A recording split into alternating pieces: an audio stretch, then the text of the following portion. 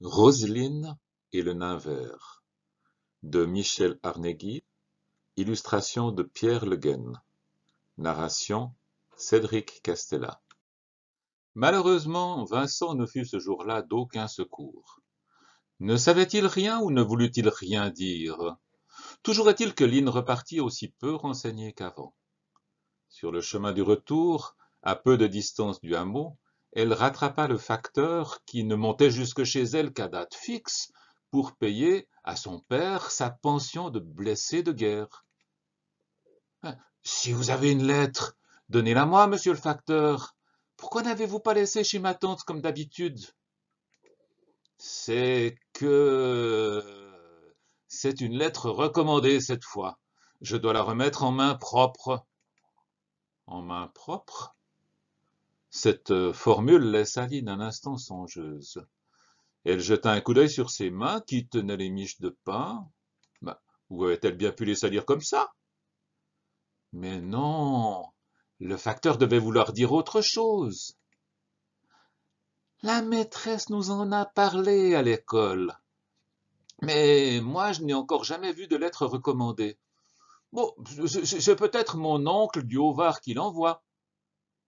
Non, elle vient de Paris. Et là, attention! Le chien va faire tomber ton petit frère. Line ne bougea pas. Son petit frère en avait vu d'autres et le facteur s'effrayait de bien peu.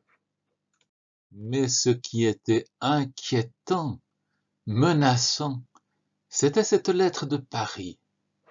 Le père en avait déjà reçu deux, qui n'étaient pas recommandées, elles, et après chacune d'elles, Line avait vu sa mère les yeux rouges, et son père montrer le poing à un ennemi dont il ne savait pas le nom, ni pourquoi il était un ennemi. Et puis, un matin, le père avait quitté la maison, après une nuit passée tout entière dans la grande salle, en compagnie de l'oncle Béranguier. Leur voix inquiète ne s'était tue qu'à l'aube. Line avait entendu le père dire qu'il allait demander conseil au maire et voir un notaire s'il le fallait. À la fin de la journée, il était revenu plus sombre qu'il n'était parti. Dites, monsieur le facteur, demanda brusquement Line, on ne peut pas la jeter, cette lettre? Je ne dirai pas à papa que je vous ai rencontré. Le brave fonctionnaire, déjà essoufflé par la côte, on n'a pas idée d'habiter si haut, faillit cette fois avoir une attaque. Ses yeux s'exorbitèrent, son visage devint violet. Jeter une lettre recommandée? Quel crime effroyable! Et proposer cet acte infâme à un fonctionnaire qui, en 25 ans de service, n'avait pas commis la moindre infraction au règlement. Les jambes fauchées par l'indignation, et aussi par la côte, il dut s'arrêter, s'asseoir sur une grosse pierre. Line posa aussitôt ses miches sur les aiguilles de pin qui couvraient le sol et s'assit à côté du facteur. Si elle pouvait lui prendre cette maudite lettre dans son sac sans qu'il s'en doutât. Roselyne était si mignonne avec ses joues rondes, son teint mat, ses cheveux noirs bouclés, ses yeux vifs, que le facteur oublia vite sa colère. Mais il n'en surveilla pas moins la petite main tachée de résine qui, tout doucement, s'approchait de son précieux sac dans l'espoir d'y saisir la lettre annonciatrice de malheur. D'une tape sur les doigts, le facteur la repoussa quand elle fut trop près du courrier. Puis, il remonta sa sacoche sur son épaule et se leva.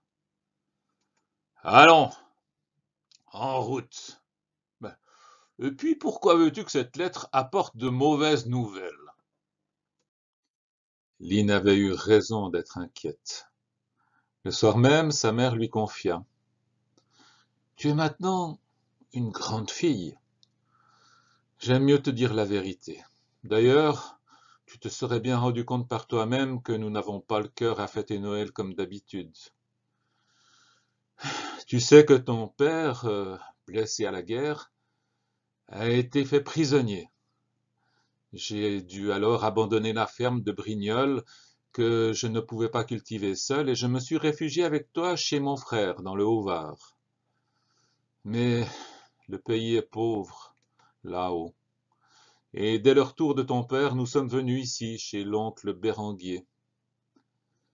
Un jour, nous avons appris que la ferme de la colline où nous sommes maintenant, elle était alors à demi en ruine, était à louer, ainsi que les terres en friche qui l'entouraient.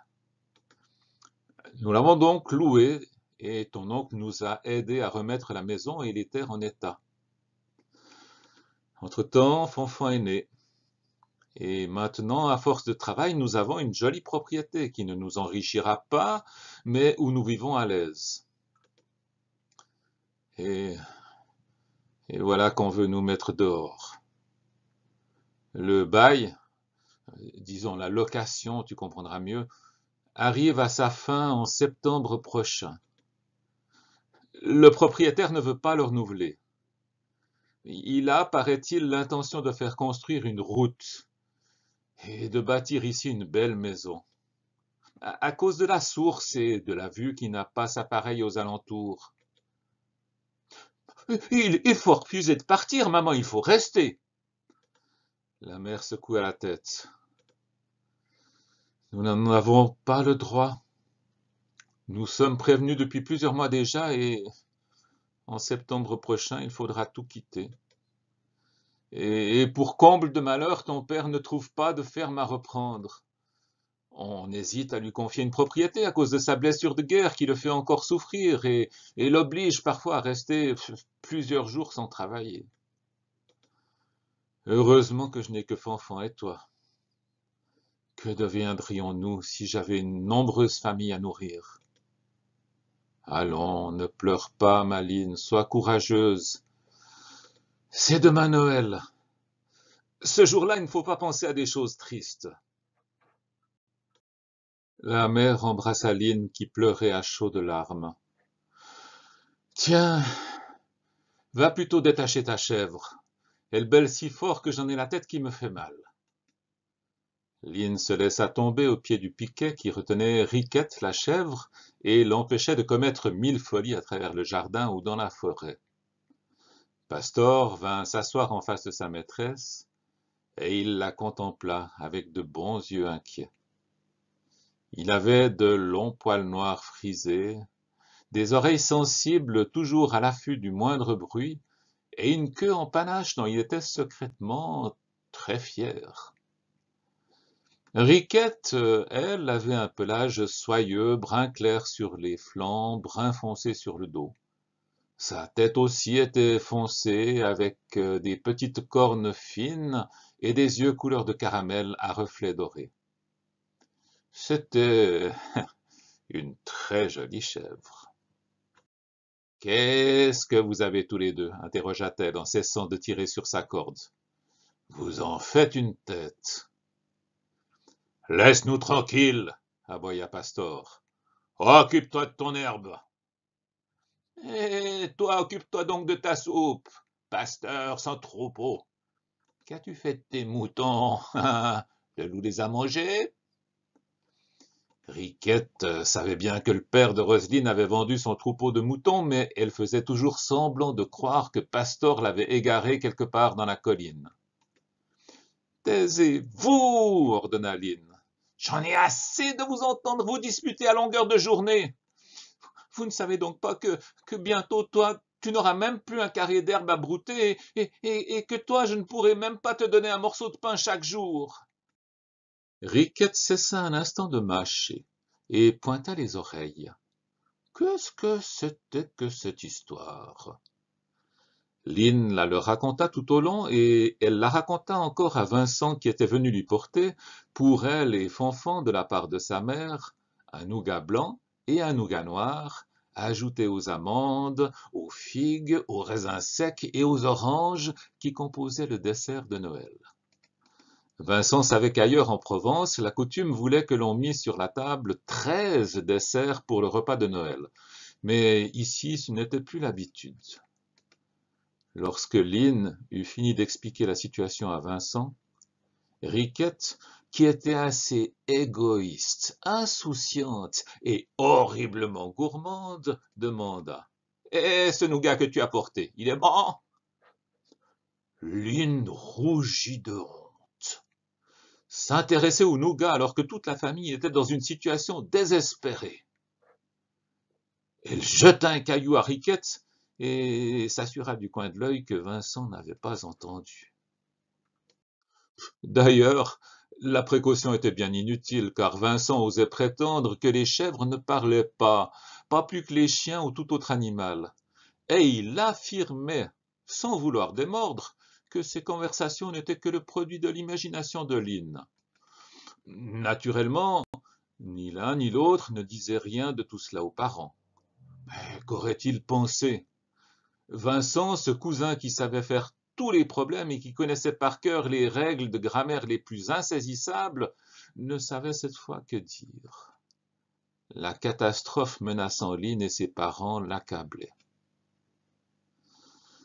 « Écoute, fit-il enfin, laisse-moi réfléchir. Mais il y a sûrement un moyen. Est-ce que ton père a consulté un avocat? Je ne peux pas croire. » Le ricanement de Riquette lui coupa la parole. « Hé, hé, hé !» riait-elle en agitant sa barbiche. « Que les hommes sont bêtes. Ils n'ont qu'à dormir à la belle étoile et à manger l'écorce des jeunes arbres. Ils auront moins de soucis. » Mais malgré tout, elle avait de la peine, car elle aimait bien Lynn et elle ne lui avait jamais vu un air aussi triste.